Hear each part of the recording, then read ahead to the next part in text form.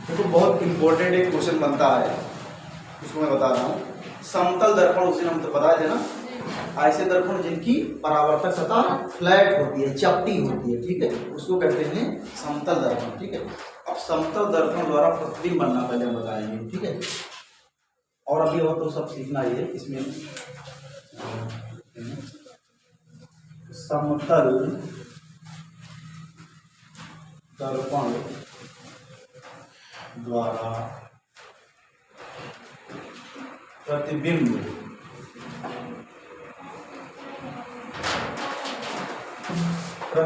का बनना,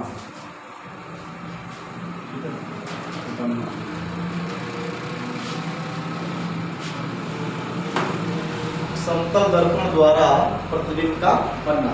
अगर हम इसको इंग्लिश में कहें तो लिख सकते हैं इमेज। इमेज माने क्या होता है? प्रतिबिंब। ठीक है, इमेज मतलब इमेज बन गया, प्रतिबिंब बन गया, छाया बन गया।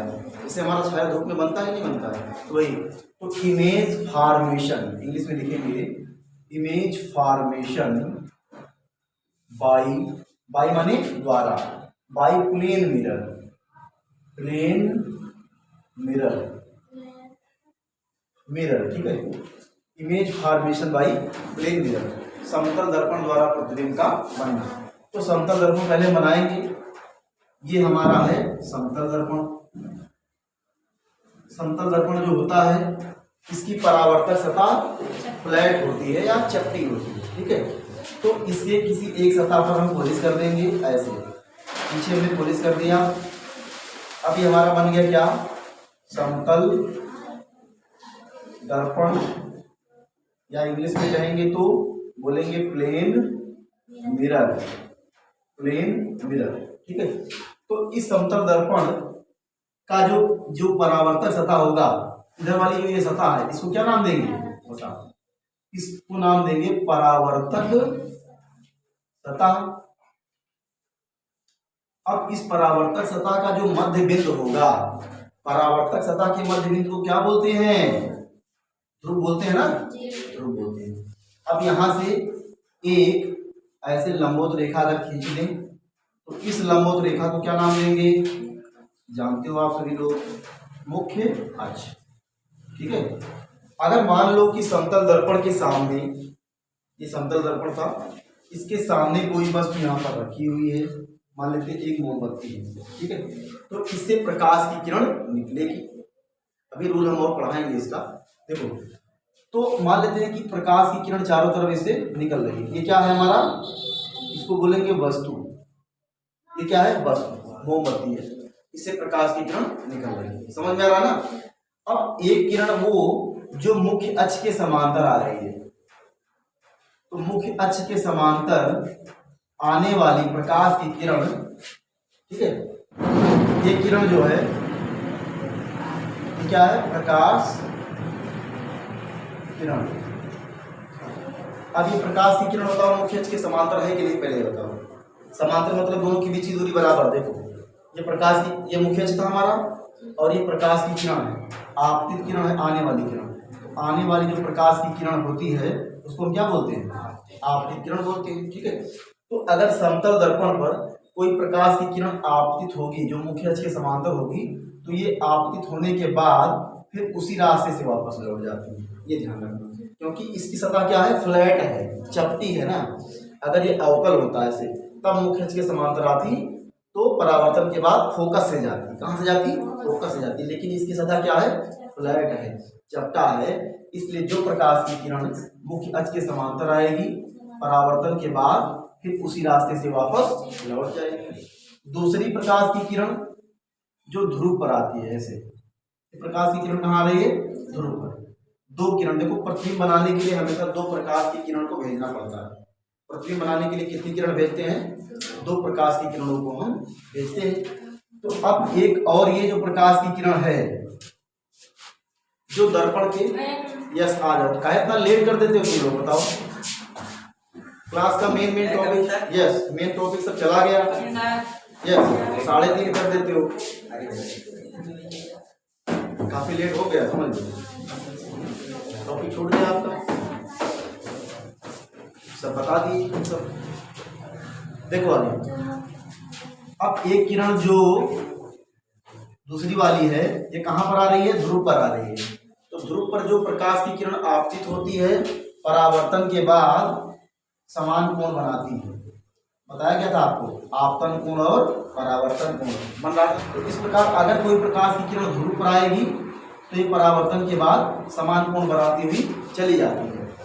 अब ये प्रकाश की किरणें जो इस दर्पण पर आई हैं, आपतित हुई हैं, अब ये पीछे जहां पर कहीं काटेगी, ठीक है, वहीं पर प्रतिबिंब बनेगा। तो कहीं काट रही है किरणें, नहीं काट रही। देखो एक प्रकाश की किरण आई और टकराई, फिर उसी रास्ते पर लौट गई। इसे दूसरी किरण ऐसे आ रही है और ये इधर चली गई, ठीक है। तो कहीं ये काट रही है, नहीं काट रही है। तो नहीं काट रही है तो इनको पीछे मिलाएंगे। तो पीछे अगर हम इस किरण को ऐसे डॉट डॉट बढ़ाएं आभासी रूप से ऐसे, और इस किरण को भी ऐसे बढ़ाएं डॉट डॉट आभासी रूप से ऐसे, ये किरणें यहाँ कहीं काट रही हैं, काट रही है ना। ये जो परावर्तन किरण, देखो आने वाली किरण आपतित किरण है और टकरा कर लौटने वाली किरण परावर्तित किरण है। तो जो परावर्तित किरण है इसको हम पीछे बढ़ाते हैं। कौन सी किरण को, परावर्तित किरण को। तो परावर्तित किरण को जो हम पीछे बढ़ा लिए, इसको भी बढ़ा लिए। अब ये जिस बिंदु पर पीछे काट रही है वहां पर हम क्या करेंगे, वहां से मुख्य अक्ष पर ऐसे लंब खींचेंगे। क्या खींचेंगे, लंब खींचेंगे, और यही लंब हमारा प्रतिबिंब होता है। ये लंब क्या होता है, प्रतिबिंब, जो हमें दिखाई पड़ता है, ठीक है। प्रतिबिंब ही तो हमें दिखाई पड़ता है, तो इसका नाम क्या होगा, प्रतिबिंब। तो इस प्रकार समतल दर्पण द्वारा प्रतिबिंब जो बनता है, हमारी जो वस्तु है, ये मान लो इसकी साइज भी इतनी मान लो, ठीक है। तो हमारी जितनी वस्तु की साइज होती है, मान लो वस्तु की साइज जो है, वस्तु का नाम दे देते हैं ए बी, ठीक है। ए बी वस्तु है, तो प्रतिबिंब जो है इसका नाम लेंगे ए डैश बी डैश। प्रतिबिंब की साइज और वस्तु की साइज आपस में क्या होती है, बराबर होती है, ध्यान रखना। समतल दर्पण में क्वेश्चन पूछा जाता है, आपके बोर्ड एग्जाम में भी आ सकता है कि समतल दर्पण द्वारा बना प्रतिबिंब कैसा होता है। तो समतल दर्पण द्वारा बना प्रतिबिंब जो होता है वो आभासी होता है। कैसा होता है, आभासी। ये वास्तविक प्रतिबिंब नहीं है। क्यों, क्योंकि वास्तव में प्रकाश की किरणें पीछे नहीं काट रही है। काट रही है क्या वास्तव में, देखो पहली किरण, दो किरण जब काटेंगी तभी प्रतिबिंब बनेगा। पहला किरण आया और टकराया फिर लौट गया, दूसरा किरण आया और टकराया फिर चला गया। तो ये किरण, एक किरण ये जब जाएगी तो आगे उधर निकल जाएगी और ये किरण इधर, तो आगे कहीं काट रही है, नहीं काट रही है। तो इसको पीछे हम बढ़ाकर काटते हैं। पीछे जब आभासी रूप से बढ़ाते हैं तब पीछे कटती है। तो आभासी रूप से जो, अगर प्रकाश की किरणें आभासी रूप से काटेंगी यानी वास्तव में नहीं काटेंगी, तब बनने वाला प्रतिबिंब आभासी प्रतिबिंब होता है। कौन सा प्रतिबिंब होता है, आभासी प्रतिबिंब। अभी ये सब और डिटेल में पढ़ाएंगे, ज्यादा समझ में आएगा। अभी आप प्रतिबिंब को अच्छे से समझ नहीं पाएगा, लेकिन समतल दर्पण को जानना जरूरी था, ठीक है। इसमें देखो, इसमें दो पॉइंट्स होते हैं। पहला ये पूछता है कि समतल दर्पण की फोकस दूरी कितनी होती है। तो आप बता देना, जैसे समतल दर्पण, आप मान लो ऐसे जब अवतल दर्पण बनता था तो उसकी फोकस दूरी कहाँ आती थी, यहाँ बीच में आती थी, नहीं, फोकस बिंदु यहाँ पर आती थी। तो ये बनता था फोकस दूरी। लेकिन यहाँ पर क्या है, ये दर्पण ऐसे है, इसकी फोकस दूरी कहीं बन नहीं करेगी। कहाँ बनेगी, अनंत पर बनेगी। तो कहते हैं क्योंकि इसकी फोकस दूरी कैसे बनाएंगे, जब गोला ही नहीं बनेगा तो फोकस दूरी कैसे बनाएंगे, क्योंकि गोला नहीं बनेगा तो वक्रता केंद्र नहीं बनेगा। केंद्र क्या होता है, गोले का केंद्र ही तो होता है। जब गोला ही नहीं बनेगा तो केंद्र कहाँ से बनेगा, केंद्र नहीं बनेगा तो फोकस दूरी कैसे बनाएंगे। तो लिखेंगे समतल दर्पण की फोकस दूरी अनंत होती है। ये पॉइंट लिख लेते हैं, लिख लो कि समतल दर्पण की फोकस दूरी अनंत होती है। बैठ जाओ, बैठो, इधर आ जाओ, अंदर बैठ जाओ, जगह पर आ जाओ, इधर बैठ जाओ अंदर, ठीक है, अंदर आ जाओ, बैठ जाओ। समतल दर्पण द्वारा बनने वाला प्रतिबिंब आभासी व वस्तु के समान साइज का होता है।